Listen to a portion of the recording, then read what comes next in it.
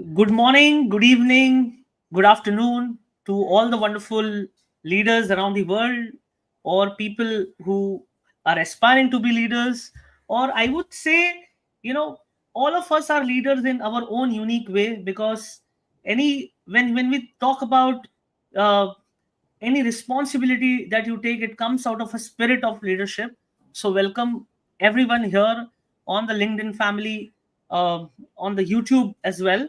So today we have Lena Thompson, who has been a wonderful friend, and we have been constantly engaged in meaningful interactions. And always one thing that that is common amongst us is that we always try and find ways to have meaningful conversations, at the same time create possibilities for wonderful leaders to engage meaningfully and maybe share some of the learnings and insights from our respective journeys and bring it to the table, so that if it so to create impact to your lives. So in the last conversation that Lena and we were having, like a couple of weeks ago, we decided, uh, people are facing a lot of fear, be it uh, fear of public speaking or fear of visibility, uh, and of course we are living in a world where we are constantly being monitored, being judged, be it social media or otherwise at our professional organization. So we thought, why not translate that to a beautiful conversation? And here we have Lena with us, who has again willingly offered her valuable time uh, to share with all of us her insights and learnings, and why this matters to her and the community she is working and serving. So, welcome, Lena. Welcome to the podcast. It would be great if you could share some of the impactful work that you have been doing over the years, and why today's topic matters to you. Hi, Sagar. So thank you so much for having me back. We've had indeed few meaningful and fun, engaging conversations. And I think this one is just so relevant because exactly as you said, so many people are struggling with fear. And actually recently I did a survey on LinkedIn asking people some of the biggest fears that they face, and the fear of judgment and fear of failure were on the top, the top ranked fears. So why this is so personal to me is because I've been on this journey the last few years where I went through, you could say, like an emotional breakdown, which triggered all of the fears, all of the insecurities, everything I've been suppressing, denying, running away from my entire life to come up to the surface at once. And we normally struggle with one of those dominant emotions, which is either anger, grief, or sadness, and fear. So for me, fear was the big one. And at times it was so overwhelming, I actually thought I really needed to go and seek professional help. But by that time, I was doing a lot of inner work already. I was meditating a lot. I was journaling. I was aware about the mind, body, soul connection. And through the help really of my teachers, of my mentors, through a lot of YouTube, the inspiring stuff I was listening, and deep inner work, I began to make small changes. But I was like basically rebuilding myself piece by piece and dealing with all of these heavy emotions that were coming up and that were extremely consuming. So having gone through that and seeing, what people are struggling with, I'm really passionate about sharing not just my journey, but also what helped me to overcome it. Because over the years, I've literally invested multiple five figures into my mentors and my coaches because I didn't want to be trapped. I didn't want to be limited by my emotions, because it was like, we're living in a prison. We just don't know we're living in a prison until everything erupts at once. But there is a way to find clarity. There is a way of finding peace. There is a way of finding stability and security and safety within yourself, so that no matter what happens around you, you are the one in control. You don't allow those emotions to overwhelm you. And that's why, there's some simpler techniques and tools that don't need to take people years. They don't need to take them 30, 50K of investing in coaches or years and years of therapy. And that's the one common thing I see. People come to me from years of therapy, having not made a progress. And we make progress like, pretty quick, because of everything I've gone through, because of the experience and knowledge I've accumulated. So that's basically what I help to do. I help people to find clarity and move past fear, especially fear of judgment and fear of failure. And I'm really excited that we're going to be delving into this topic today. Thank you, Lena, for sharing that. I just wanted to understand what is the root cause of fear? Like, what is the Mm. language of fear? Yeah, so it's unprocessed emotions. Most of them happened in our childhood. Obviously, if you believe in past lives, like I do, I believe we bring it into this lifetime. But let's just keep it very practical and real for those of you, for those who not really, believe in that kind of thing. So in our childhood, we all experience traumas. Even if we had the most incredible childhood, there is certain amount of trauma that you have gone through. And the trauma can be, let's say you're 2 years old, you drop an ice cream and nobody picks it up. Let's say your mom's standing next to you and you make it mean that she doesn't love you. So next time somebody doesn't do something for you, you associate it, they don't love me, they're going to leave me, they're going to abandon me, they're going to reject me. So these unprocessed emotions, they literally build up in our nervous system and they create us energetic blocks.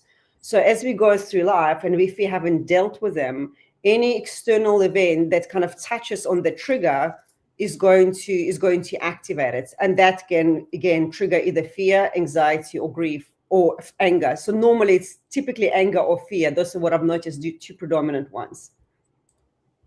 Okay, okay. So, uh, what I understand is that a lot of us uh, are experiencing world using the intellectual framework that we have. Uh, let's say, uh, there are there is an intelligence that guides us, and maybe intelligence could mean different things to different people. So I would love to know your perspective on that, as well as uh, is it okay to just follow the intellect? Because usually whatever knowledge or whatever experiences that comes to us as we grow at this stage and in this age, we are using a lot of intellect. So is it also contributing to the fear? Yes, absolutely. All fear comes from this. So your thoughts trigger your emotions, and your emotions dictate your decisions, which lead to actions, your behavior, and ultimately your identity. So who you are is a byproduct of your thoughts.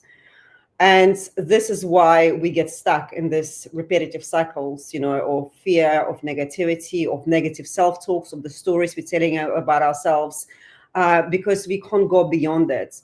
Now, our logical mind is only responsible for like 5% of our daily activities. Everything else, we are operating from our subconscious mind.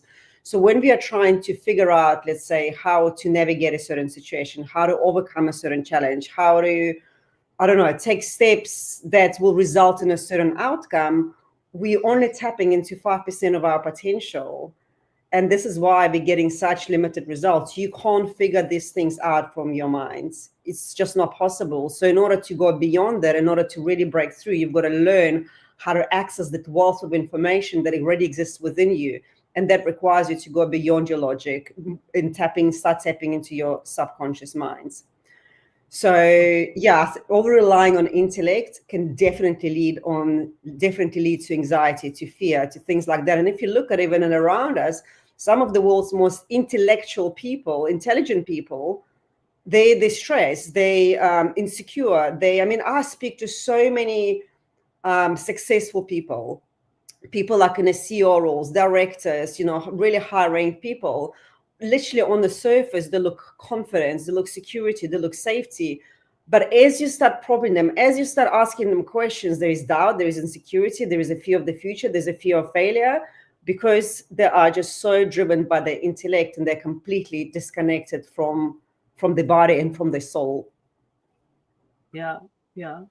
Also what I have realized is that over the years, because I think I have also in a way experienced this, and I think the kind of world we live in, like I always say that we're living in an exaggerated economy, uh, and being an imposter.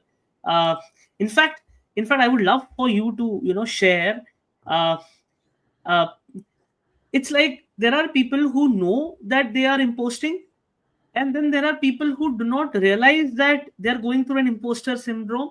And then there is a stigma around you know recognizing that, hey, like, what, I have been imposting. and how it is, again, creating fear. So would you like to share your thoughts there? Yeah, so imposter syndrome is really is a mix of fears. It's a fear of visibility, fear of not being good enough, fear of perfectionism. But at the core of all these fears, because no matter what fear you experience, it's always exactly the same thing. Because all of the fears is their attachment to a certain outcome, right? So if this outcome does not happen, I don't feel safe. And this is whether it's fear of judgment, whether it's fear of perfectionism or failure, whether it's an imposter syndrome, it's all exactly the same. And by safety, I don't mean like I'm going to be beaten up. It's more emotional safety. Am I going to be approved? Am I going to be liked? Am I going to be recognized? All of that. So this is what imposter syndrome is. And we don't need to address all of the fears individually. What matters really is understanding why attachment to this outcome is so important to you. So let's say if you're struggling with imposter syndrome, the chances are is that you have this idea you need to be recognized, you need to be seen as competent, as worthy, as successful. So you're basically seeking attention from outside of you to affirm your sense of worth and value and belonging. So if that's what you are doing, and I mean, I think a lot of us have experienced that, instead of saying, well, how do I overcome this fear? How do I become more confident? Because again, how is the question of the mind. And remember, we said mind only operates 5% of our potential. You probably don't know because all of it is so deeply rooted in your subconscious mind. So you probably can't figure out the how. But instead, Yeah. rather ask yourself, what story am I telling myself?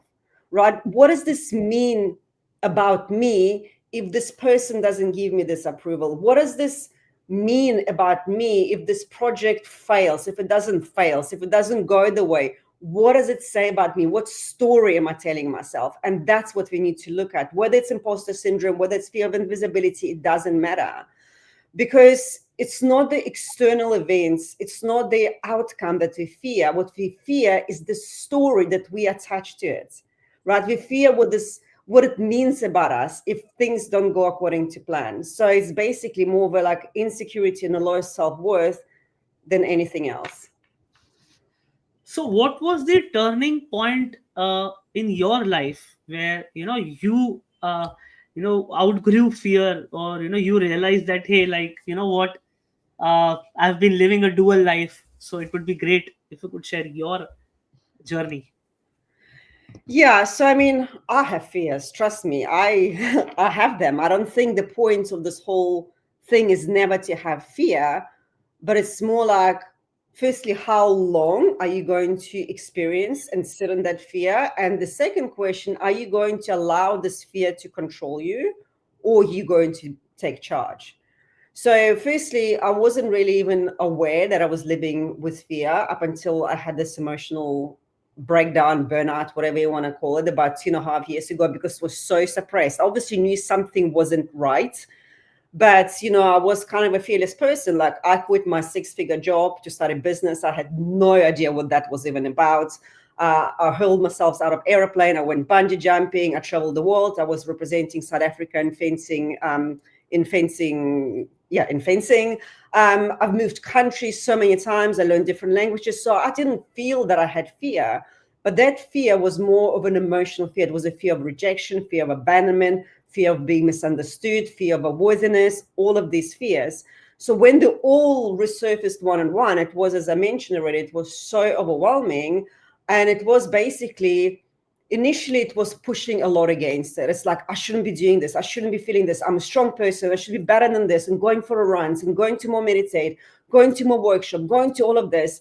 And what I realized, all I was doing is I was pushing those fears further and further down. I wasn't allowing them to come up, because emotion is energy in motion. And in order to heal it, you've got to feel it. You've got to release it, not to suppress it, because when you suppress it, it doesn't disappear. It just stores in your body. It's being stored in your nervous system. And the next time something happens, it will trigger the same emotion and you may feel even stronger. So the turning point really for me happens. And as I said, it's ongoing journey. It's like, I can't say I'm fearless. There's things that still, shake me. But the big thing happened for me is when I started recognizing that any distraction no matter how good this distraction is, even if it's a meditation, even if it's a breath work, is only going to keep masking this fear. And I've started sitting with it. And I was like, okay, well, come on, fear. I'm here. I know you're just passing. So let it burn. And you have this like burning sensation, sometimes in your chest, sometimes in your shoulder, sometimes in your stomach. And you allow this raw emotion, this energy and motion to literally move through your body. And you can almost like feel them, the tingles, and then it releases. And it can be released through tears, through yawning, through tingles, depending how charged this emotion is. So I would say feeling, being present, that's probably the biggest progress that happened for me. Thank you, Lena, for sharing your experience and making it easy for us to understand. Because I'm sure, uh, there are very few people who accept, but I think it is an emotion for sure. If I would say, if we are happy, we feel like, I would be the most happiest person on the planet to see everyone happy. But again, to overcome and recognize fear and let it, release it from your system is something, is like, and I would say, we all have to strive towards it. So, what are some of the simple action steps one can take, to let go and to recognize it, and first of all accept it? So it would be great to, share your thoughts. Well, you just said the very important word, acceptance. So we've got to accept where we are on this journey.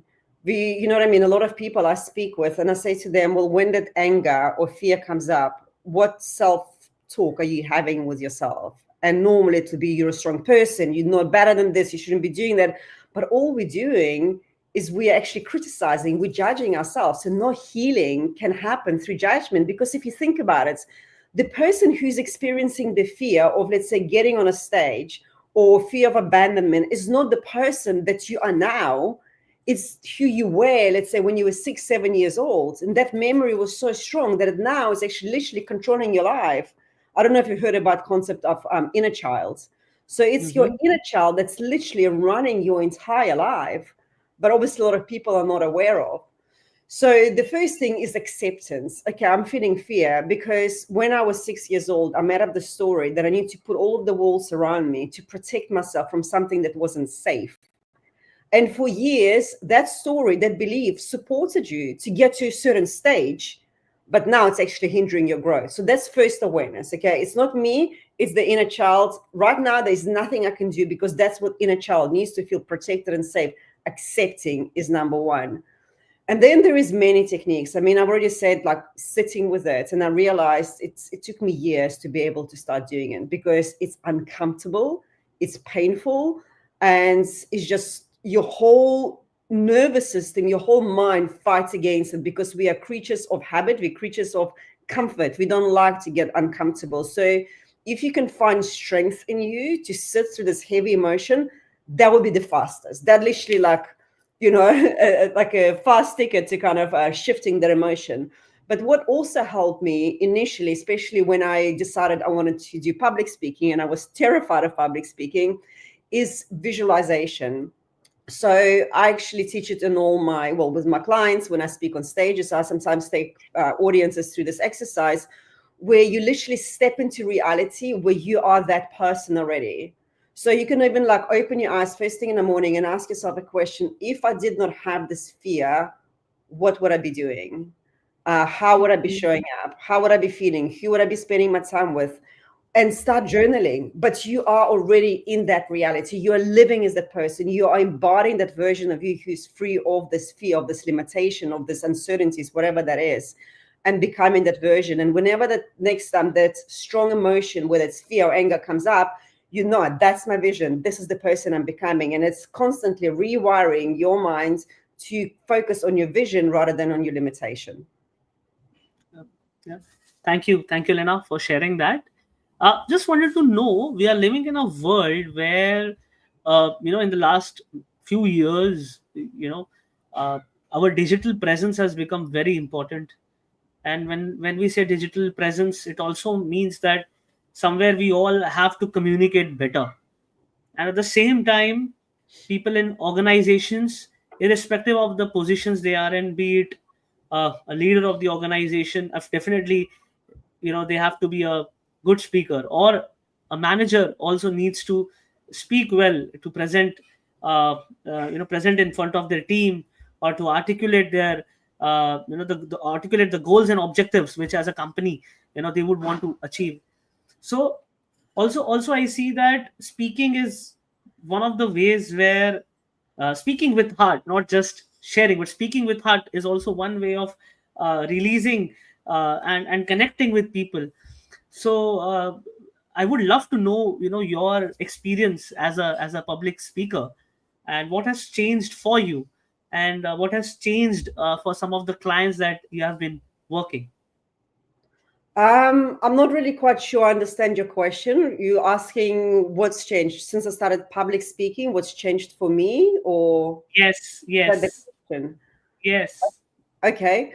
Well, I mean, I believe it gave me more confidence and more certainty. It really helped me to, because we all have our natural gifts. And Yeah, often we don't know what these gifts are. So when I used to go, because I was in a corporate sector for over 15 years and I built a very successful career, I've traveled the world, I've consulted to world's largest organizations.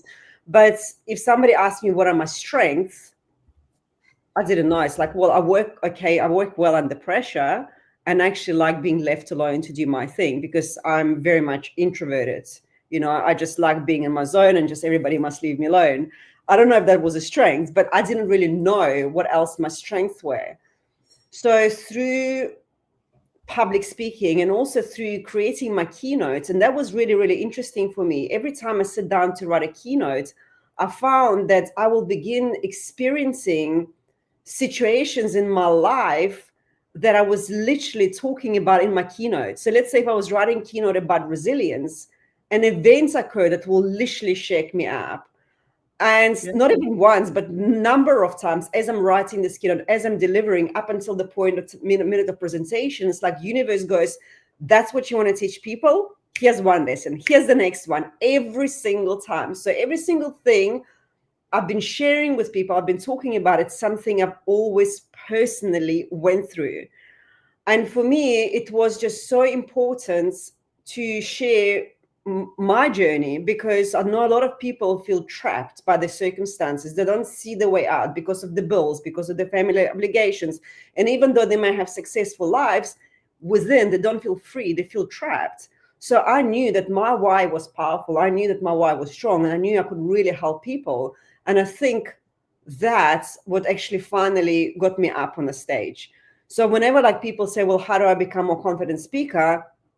I always say your why needs to be stronger than your how. yeah, Have you got a message to share? Do you believe you can impact people? And if that's yes, then it's just working on your own traumas, on your own fears. Um, and that's possible. But let's also then look at the different aspects of that. Something you just said, it's so important for managers, for leaders to be visible, to public speak. I don't completely agree with it. Not everybody is meant to get up on a stage and speak. If that's something you feel you would grow and would absolutely help you expand as a human being, yes. But some people couldn't care less, and they can still be great managers because of who they are, because of their essence, because of their the stability and the calmness that they bring to their teams. They don't need to be on a stage. So also like begin to understand, what do I want, not what my company wants, what do I want, what lights me up, what is my passion, what will help me grow, and then make a decision whether stage or public speaking is the right thing for you. But if it is the right thing for you, then you've got to get super clear on why do you want to do that, why, not wow, how. yeah, yeah. No, no, thank you for sharing that. uh, what I've been experiencing here in this part of the world is that, like, a communication over an email has become a very big, let's say, a part of a skill that that needs to be bang on while you are in a corporate setup. So similarly, due to the rise in the digital influence in the last few years, public speaking as a skill has also taken in the same lines, where a lot of startups that are coming up, and then they need leaders to, of course, support the fellow leaders or the fellow team members. So there is a huge shift in people, wanting to become, wanting to understand the fundamentals of speaking. And I know you have been doing some great work in the domain. It would be great to know, I think you have recently launched a program around it, right? So it would be great to know more about it. Yeah, so I've spoken on many stages all over the world, different continents, and relatively, I think my speaking career took off really fast, and that I attribute most of it to the work that I've been doing on me, visualizing, aligning with the vision, and literally things that I was writing down, things that I was imagining, visualizing, this started happening at such a rapid speed. I like didn't even know what hit me.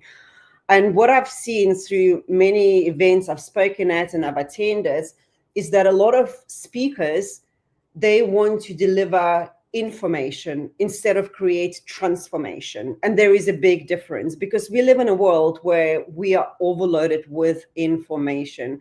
So unless the audience is so deeply connected and so deeply passionate about the topic that speaker is speaking about, it's going to be difficult to really have this engagement, to have that connection with people. Or even if you create it, it's going to be, how you retain information for like, what, 5 minutes? You leave the conference Yes. and you forget. But when you create a transformation, that's when you truly have an impact. And the only way to create a transformation is not just give them your information and your knowledge, Yeah. but also combine it with your essence, with who you truly are, with Yeah. your energy, with your presence, with your who you are as a human being. And Yeah. when you combine both of you, then you are combining your beingness with your doingness, and that creates strong electromagnetic fields that people are naturally drawn to. So that's Yeah. why I've created a Speak with Impact course, which literally gives you step by step on how to do that, how to create this deep and meaningful connection with the audience. Because at the core of it, it all comes to cultivating that self-concept and expanding your energy, because everything and everyone will respond to your energy. Yeah. In public speaking, sometimes I remember watching it. I think it was in one of the TED talks. It got millions of views. This guy was saying nothing. He was like sitting there with, I wish I remember who it was. It was brilliant. He wasn't doing anything. He was literally giving a bunch of words which made no sense, and audience were glued to him because of how magnetic he was on that stage. So it's not even this stuff that you're sharing with them, it's your energy. And that's what the main focus needs to be. And that's what Speak with Impact, the course I've launched, it's available on Udemy. That's what it gives you step by step, helping you to understand how to optimize your energy, how to leverage that, where your core strengths are, how to Yeah. combine your strengths, the things you're good at, with who you are at your essence, and create that speaker, the speaker abstract that literally engages and connects with audiences. Absolutely, absolutely. And I think, I mean, what I also want to share here is that because of the rise of chat based conversations, and people are simply like, here I see everyone is just glued to their system and they're just chatting, right? So I just feel that somewhere, uh, people are losing. Not, of course, it's very important to speak while you are in a professional setup, but I think it is very important that the art of connecting, as you rightly said, or art of the energy, managing energy while speaking, is also so important. So here I would like to understand more that how, if someone who is a hesitant speaker and they want to become a better version of themselves, what are some of the suggestions or tips that you would like to share? Well, it all comes down to self-awareness. And as I mentioned already, it's understanding not as just the information you're sharing, because anybody can learn information. I mean, I was in, my background is computer science. I used to run technical trainings for organizations. So I could memorize it. I could sit in a code, design workflows, all of that. But it's still just information transfer. So in order for you to really become the kind of speaker who engages, who's confident on stage, is you've got to bring the other elements of you, who you be, who you are at your core. What things motivate you? What excites you? What drives you? What fulfills you? What are your passions? What are your hobbies? of course, you don't even need to talk about them. But the thing is, when you're so deeply connected to that part of you, it's more of your beingness, to your soul, rather than the human body. I mean, that thing, the facade that you're putting for everyone, it just amplifies your energy so much more. So you can still speak the same thing. You can still do a 40-minute presentation on agile methodology or on AI or whatever that is, but the way it's going to be expressed is very different. You can deliver exactly the same keynote, but one keynote, people will sit there on the laptops, on the phones, paying attention to you, but kind of doing their own thing. And another one, they'll be glued to you. And it's got nothing to do with what you're saying, but with who you are being. So in order for, the simple exercise, I would say, is imagination, right? Because with our imagination, we create our reality. We're always imagining things. The only question is, what are we imagining? So the good exercise would be, you can imagine how you want to be on stage, the confidence you want to feel, how you want to stand, how you want to hold yourself, how you want people to look at you, how you want the talk to go, where do you want to speak, what are your surroundings, and really start connecting to that. And that would be probably, I think, one of the most powerful things anyone can do. So, what are some of the behaviors or habits or observations you have around leaders or public speakers who are really managing their nerves, or or are managing their self doubt? So, what are some of the things that they do? Repeat the question. Sorry, who you are managing or who are not managing? No, I think who are managing their who are managing their nerves.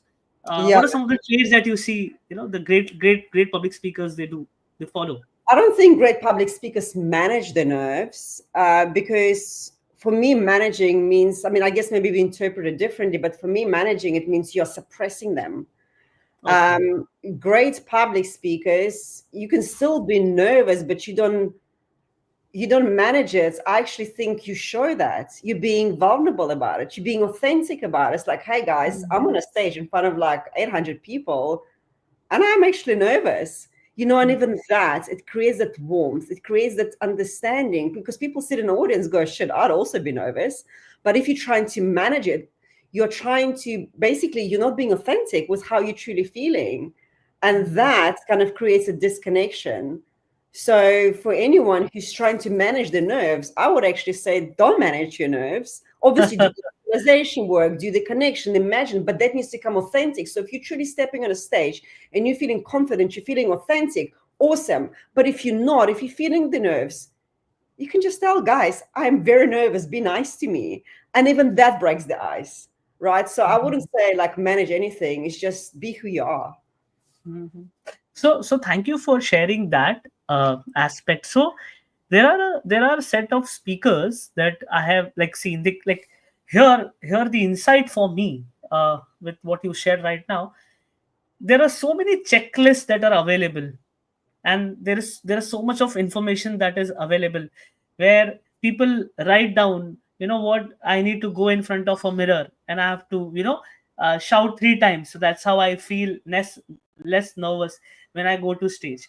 Then, as you rightly said, but for me the learning is that how authentic you are in your sharing with the audience, that hey, I am nervous, because I have seen so many people who would just use this as a tactic and not as a living reality.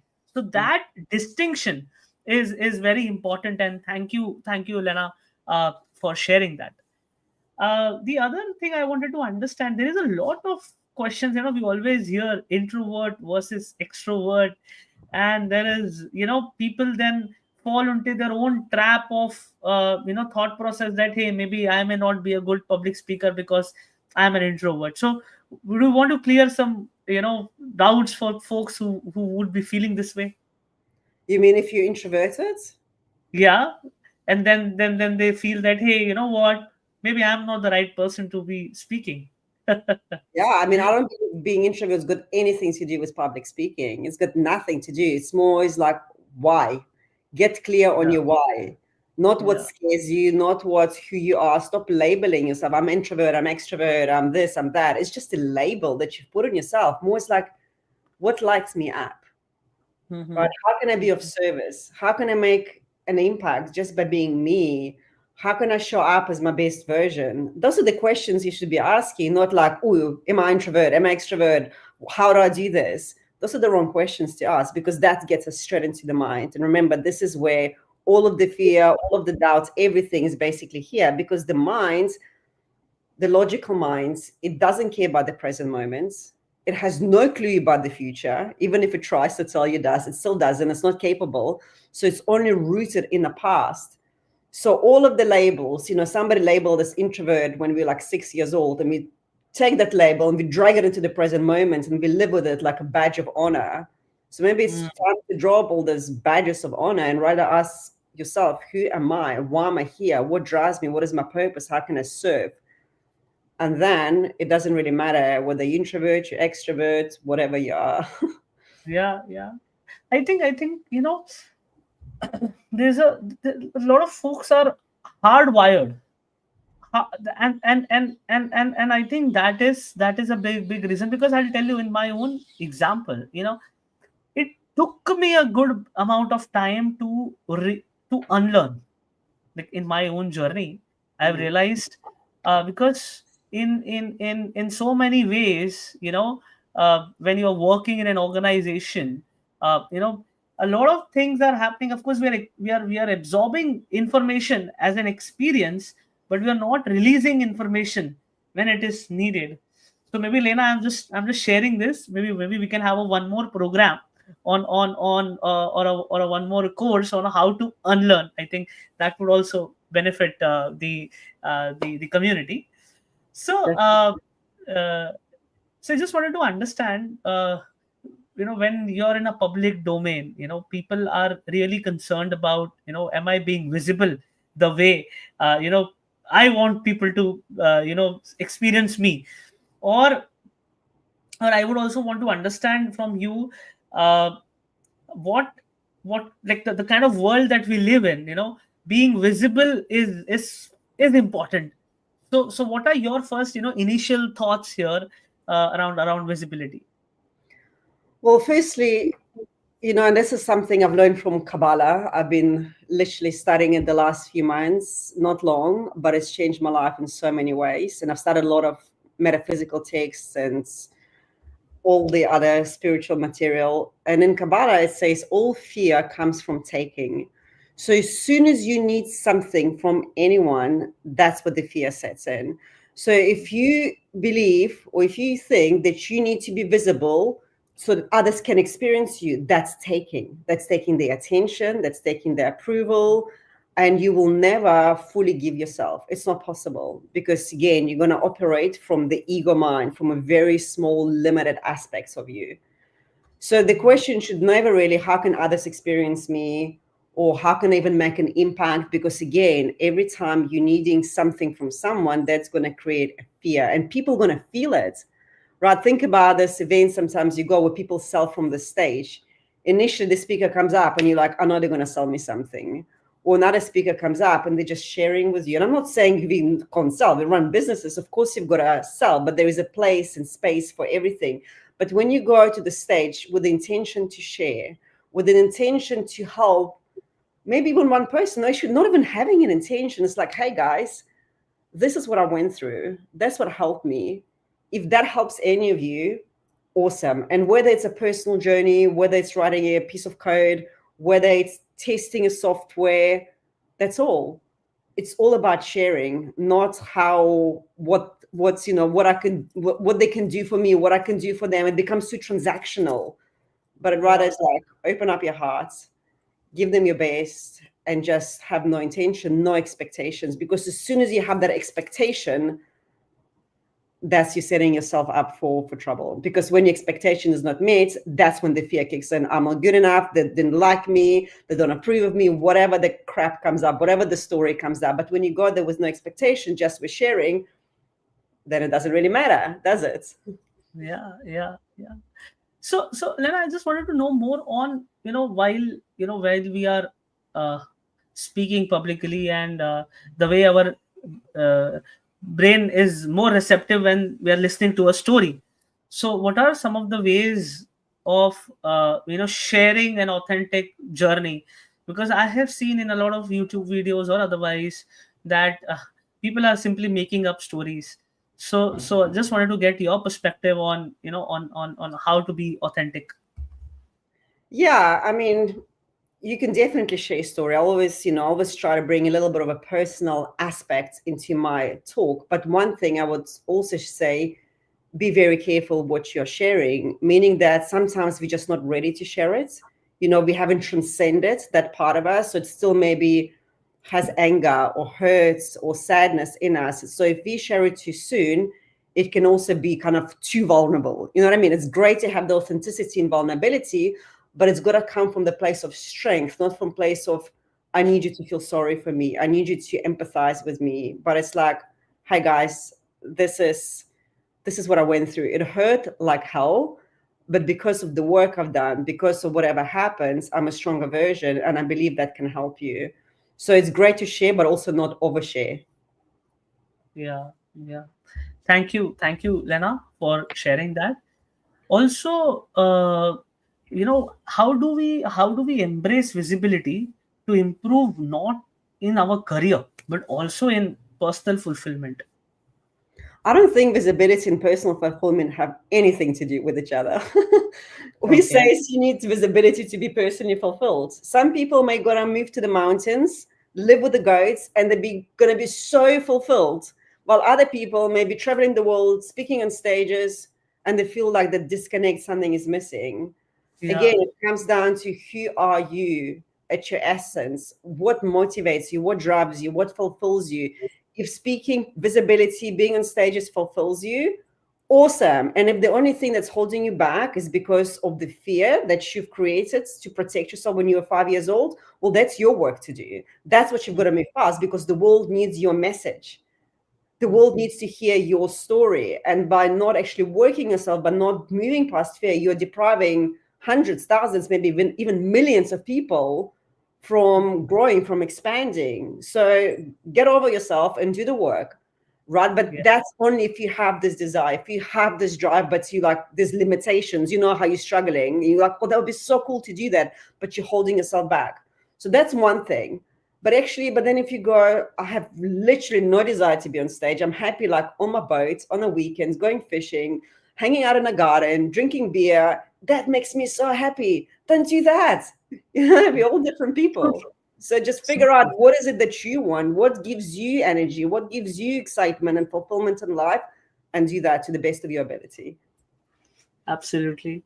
And I'm just a little curious to know what inspired you to launch this program, like the current e-learning program that you have created. What speak with impact? Yes. Well, because I just see such a disconnect between speakers and audience, because I know how much time and effort it takes to put a keynote together, to put a presentation, to learn it.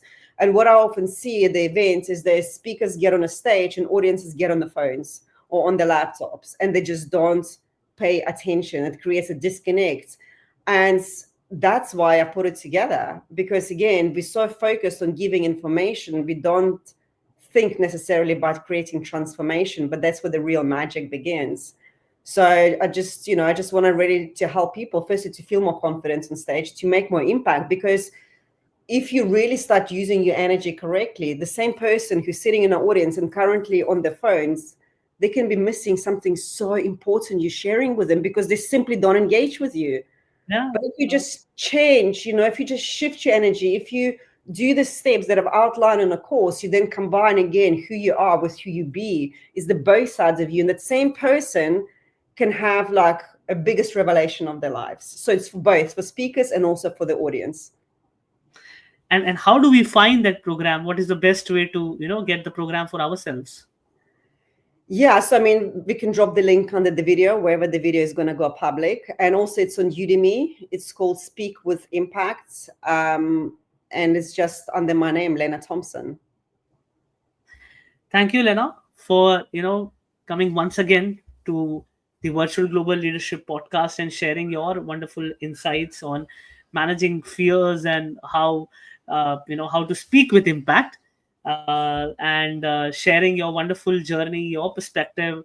And thank you for clearing some of my own curiosity and doubts, and creating value for the global community. Before we end this conversation, you have something to share with the audience, or anything that you would like to share? Yeah, it's actually, I heard it somewhere. I can't remember where I heard it, but it really made me think. We often look for confidence in the future, right? It's like, when I overcome this, I'll be more confident. But actually, that's one thing our past can be really powerful for. Because the way situations in our past, where we overcame certain challenges, where we overcame our fears, we overcame our doubts and insecurities, and we've grown from that. So when looking for confidence, also sometimes look at the past, look at everything you've accomplished, look at everything you've overcome, look at a person you have become now compared to 5 years ago, and draw your confidence from that, rather than looking at the future, trying to figure out how it's going to happen, how am I going to get more confident, how am I going to get the strength to get on the stage or to share the presentation. Go to the past and write down almost list of all your accomplishments, all of this situations where that helped you grow and evolve into a person who you are today. Yeah, yeah. But what I have realized, that with my some of the coaching clients that I work with, and some of the leaders that I interact with, when we have this discussion uh, of who you are now as a person, and what are you becoming, most of the times they do not recognize or realize that they have also grown, and most of the times they are on the self sabotaging mode. Most of the times they are unable to recollect the wonderful skills, talent, work, contribution to community or people that they have done. So maybe maybe your perspective on how to channelize that in a way, so that they really realize that they have arrived here with all the hardships and the experiences. So what are some of your thoughts on motivating, or sharing with these leaders who might be self-sabotaging? Yeah, well, to slow down, to literally carve time out in a day for that self-reflection we're talking about, to sit Yeah, with themselves, to question, where is this insecurity coming from? Where is this fear coming from? And really, I like the question I love asking myself, who would I be without the fear? So what I do is, like, before I go to bed, I set an intention to wake up with more certainty the next day. If something is holding me back, if there's certain fear I do have in my life, that I'm working through them. Some of them have shifted fast, some of them are taking time. And instead of like judging myself, which I used to, why am I not there yet? Why am I still feeling it? I sort of feel it. Why is it back? I just ask for guidance. I will ask for, or set an intention tomorrow when I wake up, that thing is not going to feel so sticky for me anymore. I'm going to feel better. I'm going to feel stronger. And basically just do that bit by bit. It's like you don't eat elephant in one big bite. You take small bits. yeah, So going into your past, drawing the list of events, situation that helped you grow, to evolve, setting a powerful intention in the morning, asking for clarity, asking for guidance, because we live in this universal mind. We're all part of the universal mind, that infinite intelligence, which I think you mentioned earlier on.